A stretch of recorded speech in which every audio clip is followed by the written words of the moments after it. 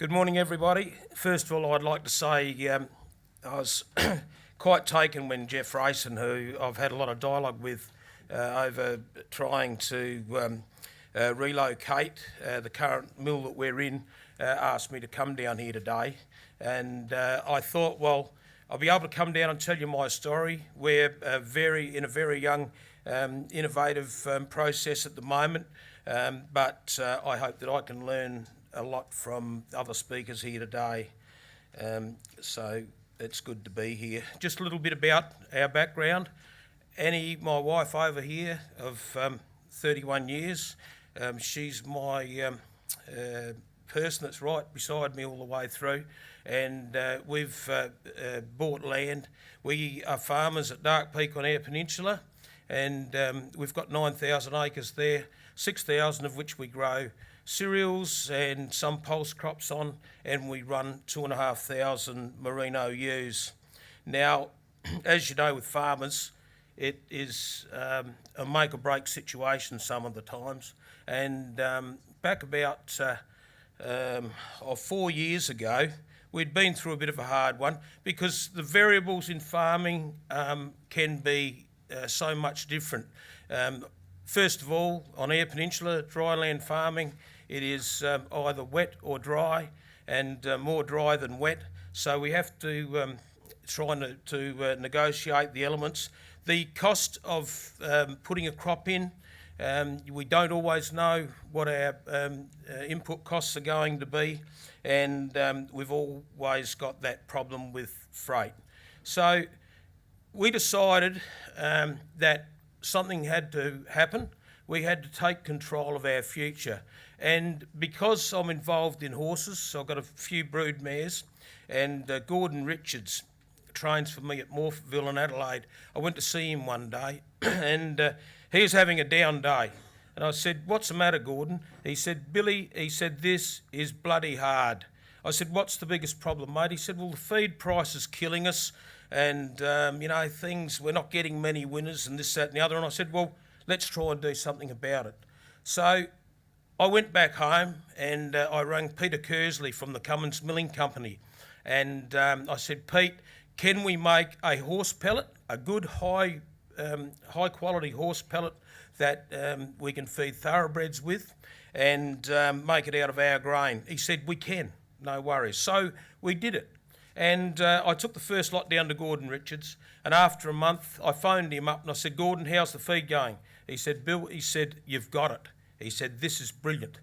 And I said, "Oh, rightio. Well, what's the story?" He said, "The horses are doing well, their coats are right up, and they're really good on the track. I've never had the horses looking so good." And consequently, he was starting to get a few winners. And I said to him, "Why can that be, Gordon?" He said, "Can only be one thing, Bill." He said, "It's the quality of the grain that you're putting into that feed."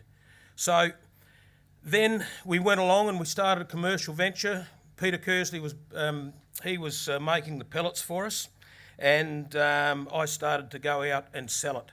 Within 12 months, we'd sold over 1,000 tonne, value-adding the crop that we were growing on the farm. And to give you a bit of an idea, barley at the time was $225, and it's nowhere near that today. But we landed into Adelaide $750 plus GST. So there's a lovely margin there for us. And then the world basically came down around us a little bit. Peter Kersley rang me up and told me he's going to close the mill down. So, hello, we better try and do something about this. So we decided to go down there and take the mill over. So we leased the whole premises. We owned the business. I bought most of the infrastructure inside, and Annie and I took over on the 1st of September 15. The business is just growing and growing and growing.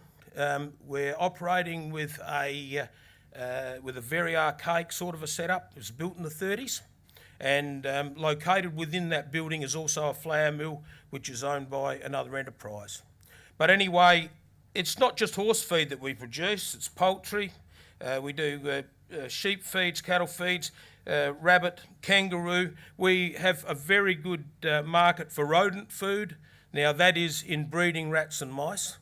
Now breeding these rats and mice is a big industry in Australia because basically they are used to feed reptiles, birds in captivity. So a female rat, she is a very precious thing, and they are not like the rat that you see running down the drain. You could probably say it's comparing a bush rabbit with those beautiful big English rabbits. But anyway, these rats, they breed them. They breed a lot of them. They do use some in science and everything else like that too. So the rodent, we do fish burley, and we've extended out into mineral licks. So we had a 3x3 lease on this building, and after about 6 months, I realised that the maintenance on the place was sadly lacking. It cost us a lot of money to keep it up going, and we couldn't get our landlord to help financially at all. So a lot of our profits went into fixing it up. And because it's so old and everything, there's a lot of work to be done. And then the next thing was, he said he's going to sell it. So he's going to sell the freehold. Yesterday we got told that we've been the successful purchasers of buying the freehold of the whole lot.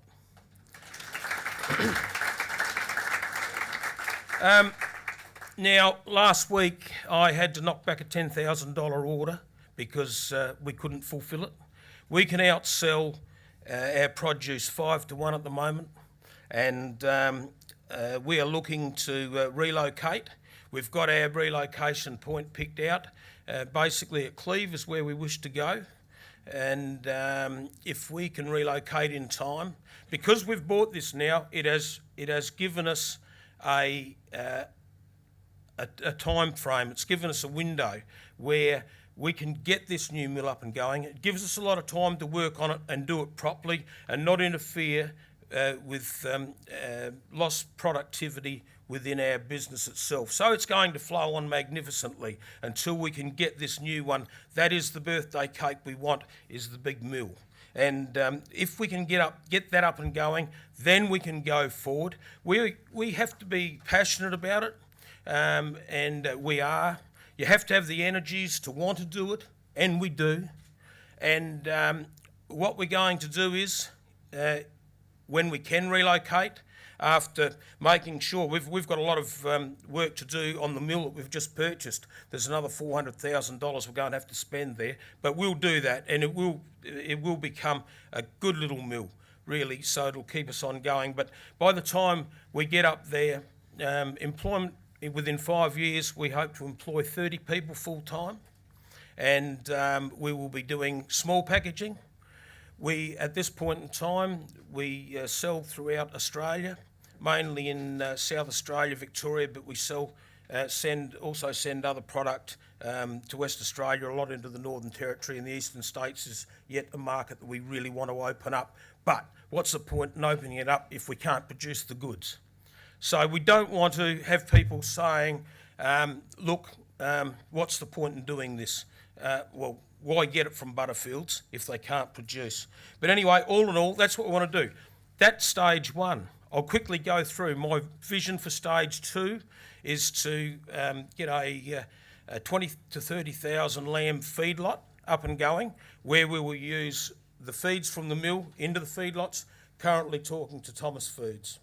And we've got a lot of dialogue there to have. Thirdly, as you know, Ingham's have just announced a big set up to go up along the river there with their chickens. Chickens, I believe, is going to be one of the big foods. So really, everything's about food, because they want protein, and they want it in the form of meats, basically. Chicken, lamb, beef, pork. The ethnic people and the Asians have had enough of eating the pulses like lentils and lupins and things like this. Do you blame them? But anyway, look, all in all, we have a vision, and I was really pleased to hear Minister Brock say earlier on about the ongoing government's commitment for regional development. This new development for ours is a multi-million-dollar development, of which we have got our own personal inputs to go into it, but we are going to need a lot of help. But with the downturn in Whyalla, Hopefully it won't be that long or anything, but we will try and put something there that's going to give those people an opportunity and plenty of work to do. So thanks very much for that, and I wish everyone all the very best.